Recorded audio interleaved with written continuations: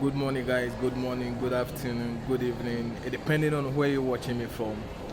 I don't know where you're watching me from, but I'm here to thank you so much for supporting me, for pushing the agenda of traveling. Without you, I won't be able to travel to anywhere. Without you, Darkito One will not be a channel. Without you, I won't be able to do what I'm doing. It's your support, and thank you everyone who came here through Wodemaya's channel by seeing my video on his channel and coming all the way to my channel to subscribe. Big ups to you guys and thank you so much. I once again thank you again for commenting, sharing my videos, and don't forget those who are newcomers and who have just subscribed to the channel. God bless you so much. This is a place where you're going to learn how to travel.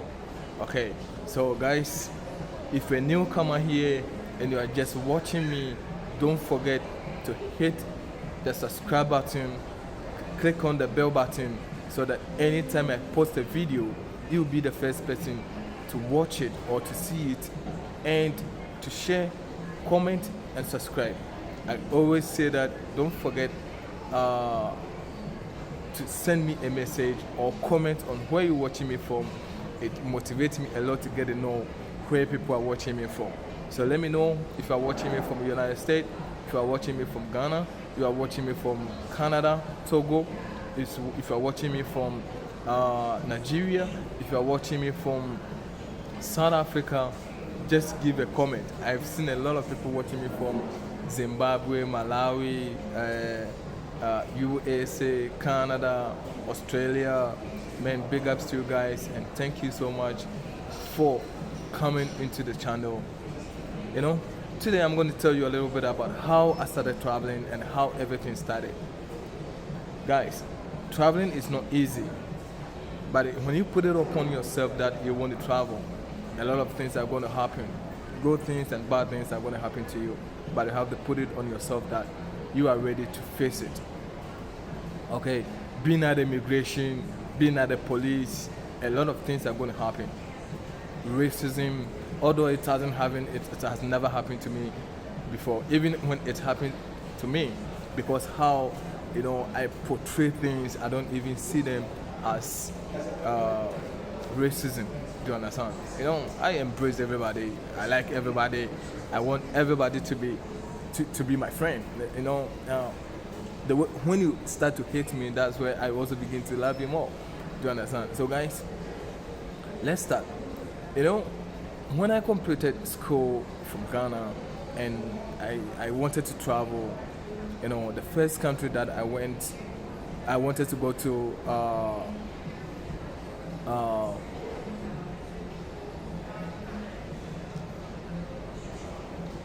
I wanted to go to Malaysia. And what happened is that I couldn't go to Malaysia because the guy who booked the ticket for me left me, booked the ticket piece by piece. He bought a ticket to Nigeria to Dubai, Dubai to Hong Kong to Malaysia. And when I go to Nigeria airport, they told me that, man, you are going to Malaysia. Why is it that you're buying the ticket piece by piece and not going directly? So I go to Nigeria and they did not allow me to go. So what I did is I returned and I came back to Ghana, and I wasn't having money to continue the journey. So what I did is I have to let that visa expire and look for another visa again. And I got another visa to go to South Africa. Although I have been in South Africa before, I got another visa to go to South Africa just to see my girlfriend. And when I go to South Africa, within 2 months, and my girlfriend died. He got cancer, and he died. And from there, I have to find my way out. I said I'm not going to live in their house. I was living in KwaZulu Natal.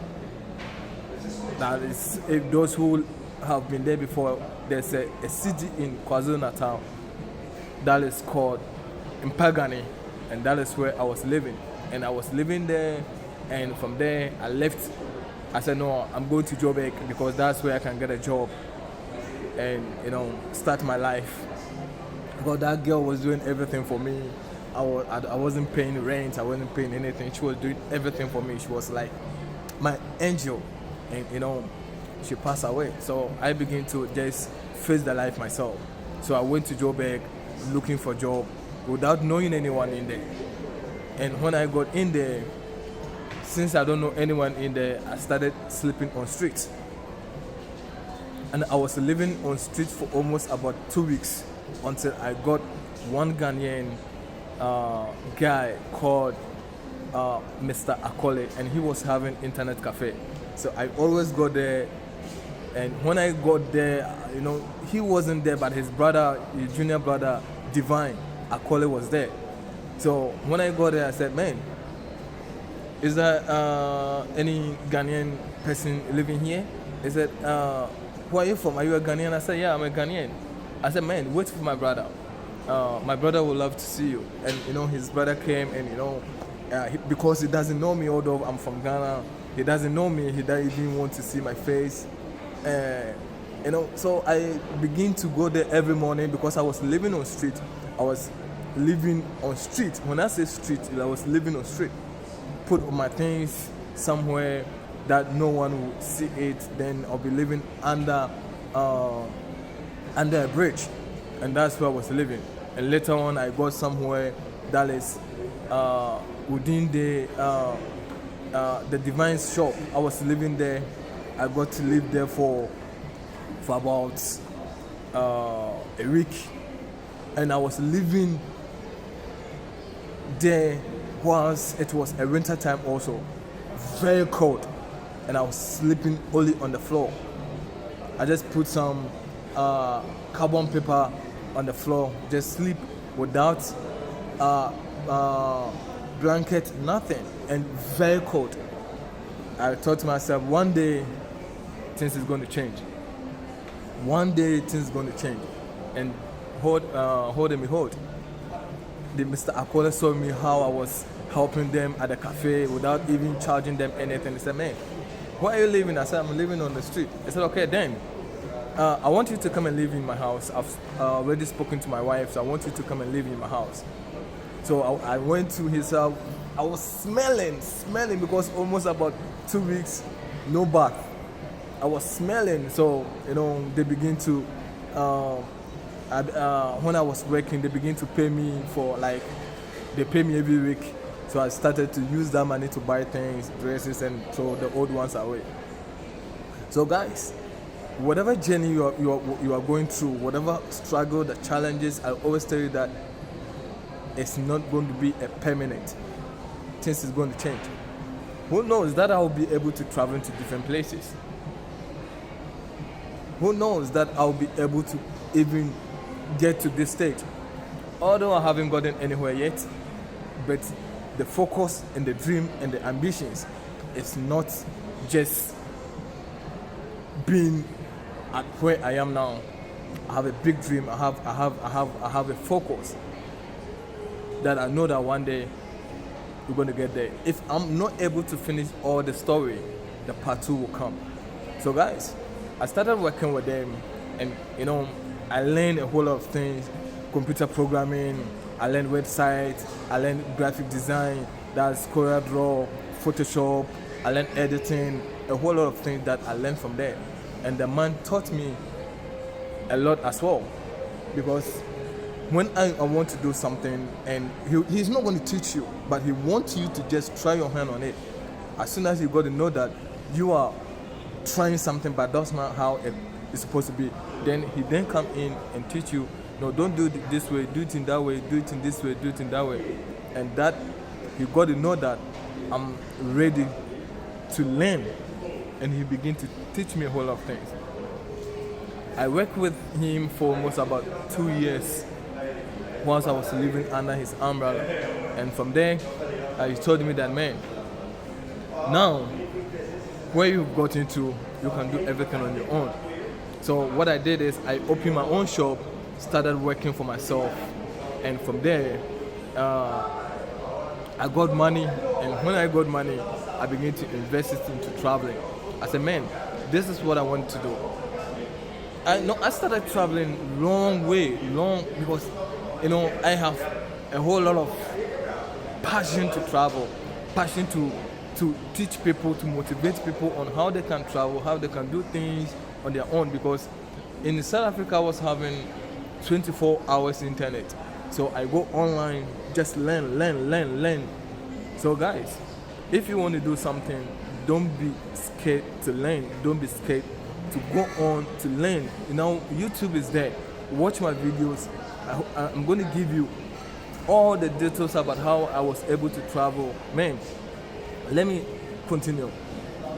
From there, then I began to move from one country to another. I went to South Africa. From South Africa, I went to Lesotho. From Lesotho, I went to Zimbabwe, Malawi. I went to different countries over there. From there, and from there, that's where a lot of people started getting to know me.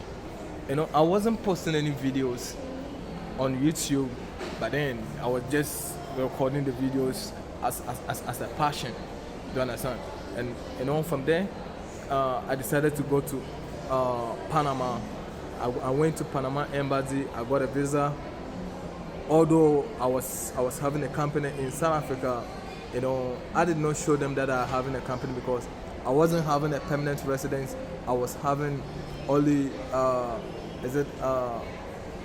was having an asylum documents.